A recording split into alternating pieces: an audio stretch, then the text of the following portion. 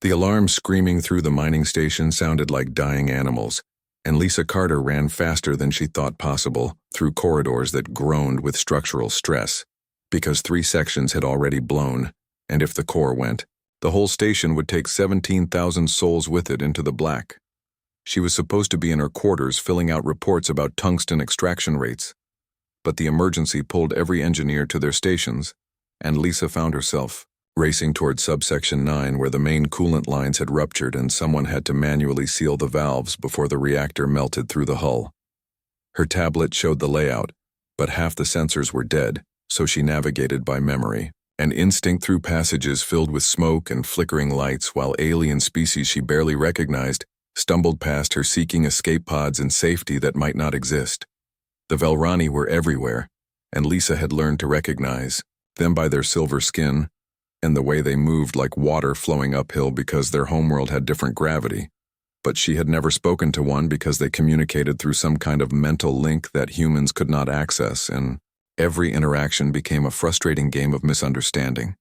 She reached the coolant junction and found the manual override panel half buried under collapsed ceiling panels and sparking cables that she had to move with her bare hands because there was no time for tools or safety protocols and the metal burned her palms, but she kept working. Because thousands of people were counting on engineers like her to do impossible things. The valve wheel was stuck, and Lisa threw her whole body, weight against it, feeling something tear in her shoulder, but the wheel turned and the pressure gauges started dropping, which meant the coolant would stop flooding into spaces where it would boil into toxic gas. And maybe she had just bought everyone another hour of life. Then she heard something that was not mechanical failure or structural collapse, but something organic and pained, coming from behind a sealed door, marked with Velrani symbols that she could not read. Lisa knew the smart choice was to head back to the engineering bay and help with the main repairs, but her stupid human empathy made her try the door controls, which did not respond, so she used the emergency release and manually cranked the door open inch by grinding inch, until she could squeeze through. The room beyond was some kind of data center, with rows of dark terminals, and in the corner, pinned under a fallen support beam, was a Velrani woman, whose silver skin had turned gray with pain, and whose eyes tracked Lisa with an intensity that made her freeze. Velrani did not make sounds with their mouths, and this one was no exception, but Lisa could see her breathing rapidly and shallow, which meant internal injuries, and maybe minutes before shock set in, and she had no idea how to help an alien whose biology she did not understand. She approached slowly with her hands visible and empty, trying to project calm, even though her own heart hammered against her ribs. And when she knelt beside the fallen beam, the Velrani woman reached out one long, elegant hand and touched Lisa's wrist. The contact was electric, but not telepathic, because humans did not work that way, and Lisa understood that this woman was asking for help in the only universal language that existed, which was the desperation of someone who did not want to die alone. Lisa examined the beam and calculated angles and leverage points while the station shuddered around them, and somewhere distant, another section failed with a sound like thunder, and she knew they had maybe 30 minutes before this whole area became a tomb. She could not lift the beam alone, and there were no tools here and no time to get help. But there was a data terminal still receiving emergency power, and Lisa had an idea that was probably stupid but might work. She pulled up the station schematic and found the artificial gravity controls for this section, and started adjusting the settings while the Velrani woman watched with those strange, reflective eyes that showed Lisa her own desperate face. Lisa dialed the gravity down to 1/4 standard, and suddenly the beam weighed almost nothing, and she could push it aside, and the Velrani woman pulled herself free with movements that were both graceful and agonized. But standing was different from walking, and when the woman tried to move, her leg collapsed and Lisa caught her before she fell, and suddenly they were face to face close enough that Lisa could see her own reflection in those silver eyes and see something else too, which might have been gratitude or might have been something humans did not have words for. The floor tilted as another explosion rocked the station, and Lisa knew they had to move now or never, and she pulled the woman's arm over her shoulder and started half-carrying, half-dragging her toward the door, while the lights failed completely, and only emergency strips glowed along the floor. They made it 3 corridors before Lisa realized they were going the wrong direction because the smoke was thicker here and the heat was building, which meant they were heading toward the damaged reactor instead of away from it, and she stopped trying to reorient herself while the Velrani woman slumped against the wall, breathing hard. Then the woman did something unexpected and pressed her palm flat against the corridor wall, and her eyes closed with concentration,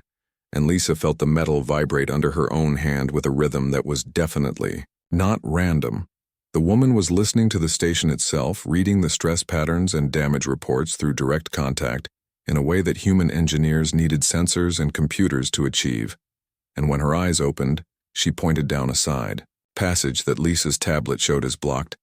But they went that direction anyway because Lisa decided to trust this alien woman who had not spoken a single word, and they found that the blockage was only partial and they could climb through, and suddenly they were in a maintenance shaft that led up toward the habitation levels and possible safety.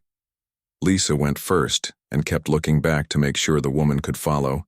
and she could but barely, and twice Lisa had to reach down and pull her up another level while her own injured shoulders screamed, and her burned hands left blood on the metal rungs. They emerged into a section that still had working lights and breathable air, and Lisa allowed herself one moment of relief before the woman grabbed her arm and pulled her toward a wall panel that looked like every other wall panel. But when the woman touched it, the panel slid aside, revealing a hidden compartment full of tools and supplies. This was deliberate preparation, and Lisa understood with sudden cold clarity that this woman had been doing something in that data center, and maybe the station failure was not entirely an accident, and maybe Lisa had just helped someone who was supposed to be stopped. The woman seemed to read Lisa's hesitation in her body language, and she moved to another terminal and pulled up files that showed detention facilities and forced labor camps and execution orders, and Lisa recognized the Velrani government seals because even humans knew that the Velrani Collective was not known for treating its people gently. The woman pulled up more files showing the station itself and how it was not just a mining station, but a hub for processing political prisoners and shipping them to work camps where they disappeared, and Lisa felt sick because she had been living here for 6 months, filing reports about mineral extraction and never knowing what else was being extracted. Then the woman showed Lisa one more file, and it was a schematic of the station's core systems with specific points marked, and Lisa realized these were the sabotage locations, and this woman had caused the cascade failure deliberately to expose what was happening here, and maybe to destroy the evidence, and maybe to destroy herself in the process. Lisa should have been angry, but instead she felt a strange admiration because this woman had sacrificed everything to strike against tyranny, and now stood bleeding and broken in front of a human stranger hoping to be understood without words. The station groaned again, and Lisa knew they were out of time, and she made a decision that would probably haunt her forever, but felt right in this moment, and she asked through gestures whether there was a way to make sure the evidence got out before the station died. The woman nodded and moved to the terminal, and her fingers flew across controls with desperate speed, while Lisa watched the countdown on her tablet showing 8 minutes until core breach, and she knew there were still thousands of people on this station trying to evacuate. She grabbed the woman's shoulder and pointed to the evacuation routes, and the woman looked at her with an expression that transcended species and somehow communicated both sorrow and determination. And she shook her head and kept working. Lisa understood that this woman would not leave until her task was complete, and maybe would not leave at all. And Lisa grabbed her own tablet and started routing every communication channel she could access to broadcast the files the woman was uploading, and together they worked in frantic silence while the station fell apart. 4 minutes left, and the uploads were still going, and Lisa could hear people running past in the corridor outside and alarms screaming and her own survival instinct yelling at her to run. But she stayed and kept working. 2 minutes and the uploads finished, and the woman finally looked at Lisa and touched her hand to her own chest, and then to Lisa's heart in a gesture that needed no translation, and Lisa grabbed her arm and pulled her toward the door. They ran together through chaos and smoke and past emergency